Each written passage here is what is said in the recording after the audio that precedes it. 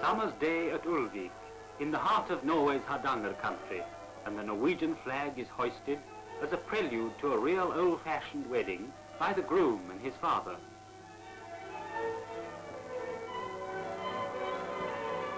Here come the guests, friends and relatives of the two families, all dressed up in their best.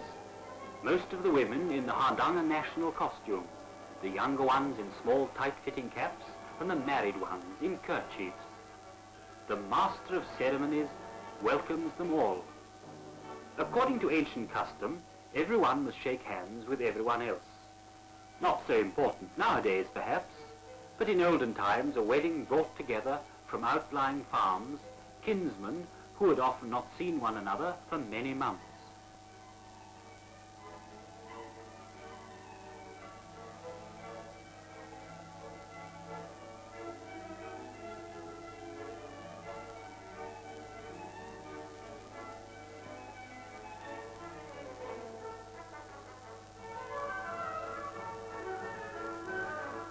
The bride is inside the house, being dressed by her bridesmaids.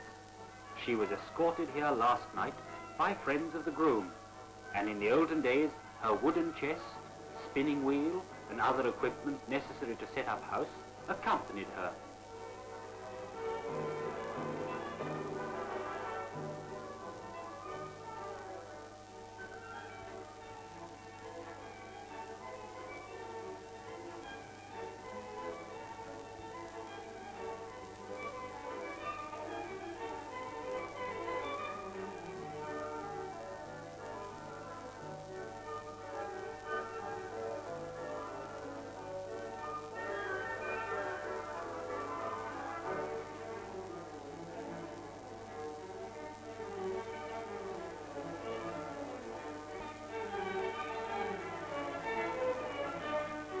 And now they all troop inside for the wedding breakfast, the traditional meal which precedes the church ceremony.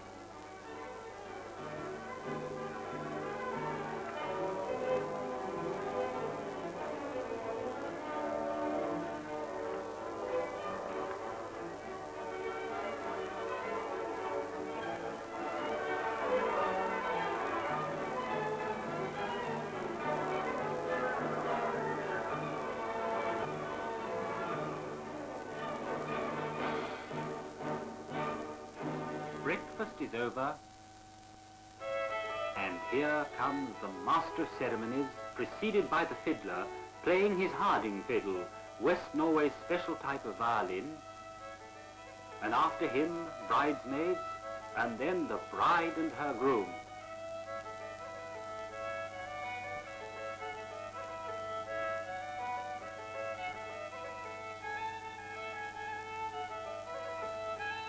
Before the procession moves off to church, the master of ceremonies makes a speech in which he praises the young couple and their families and welcomes all the guests. She is wearing the traditional bridal crown, a massive affair of silver, and the groom has his own national costume, which is based essentially on the fashion of European courtiers in the reign of Louis XIV.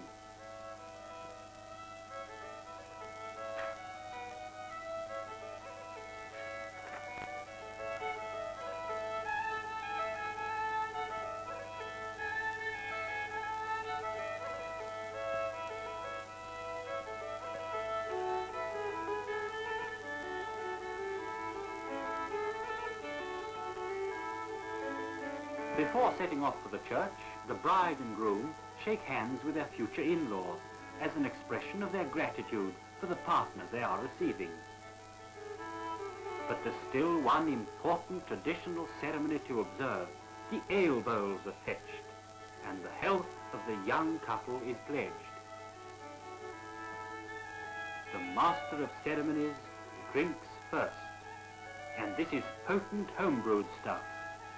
Making speeches seems to have given him quite a thirst.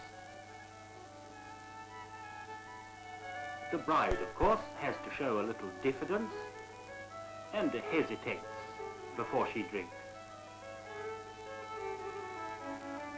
unlike the groom, who feels maybe that he needs a little Dutch courage.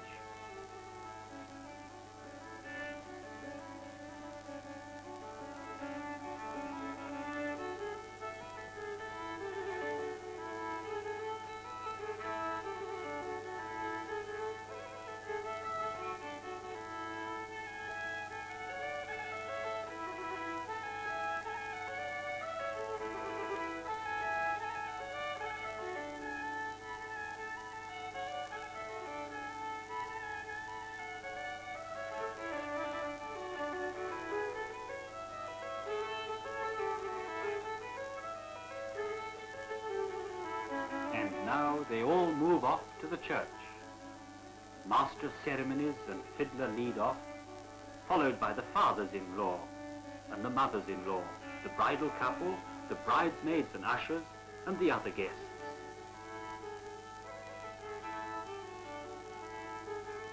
Two of the bridesmaids carry a container in which the bride's trousseau is packed. This container will be hidden, and the two young men who first find it will receive a traditional gift.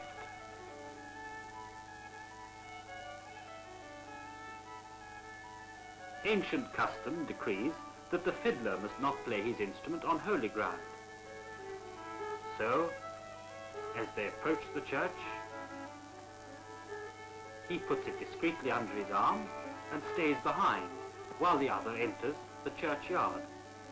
In medieval times, the fiddle was considered a pagan instrument.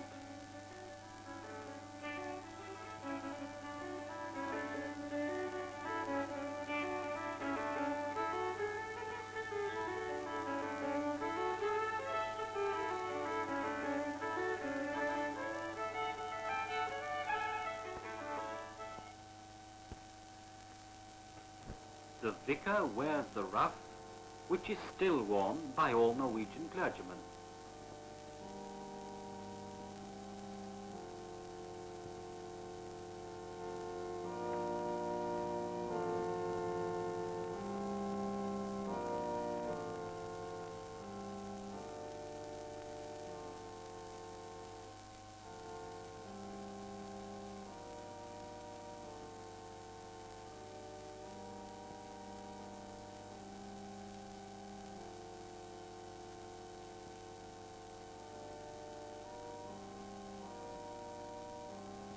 A curious feature of the Norwegian church service is that the congregation remains seated while singing hymns.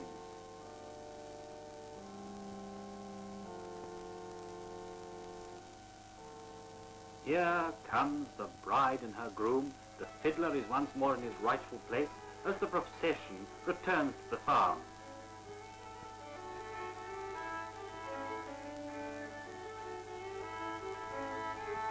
Here the groom offers the customary wedding dram to his in-laws and other guests, and the bride shakes hands, too, and hands round the special wedding cookie.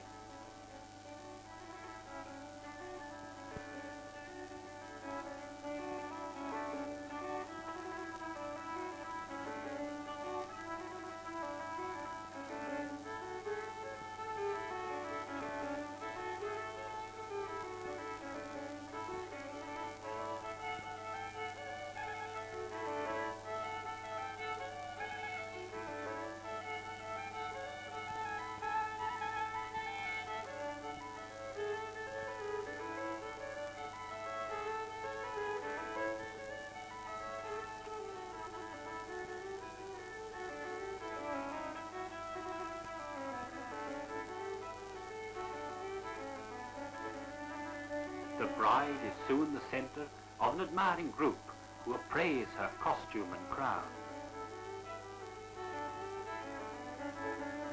And here are the two young men who have found the container, hidden by two of the bridesmaids who left the church before the last hymn specifically for that purpose.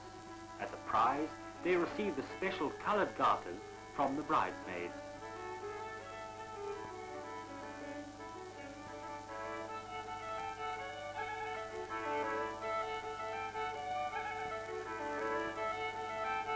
Before she is entitled to take off her bridal crown and put on the kerchief which symbolizes her new status of married woman, bride dances around with a master of ceremonies.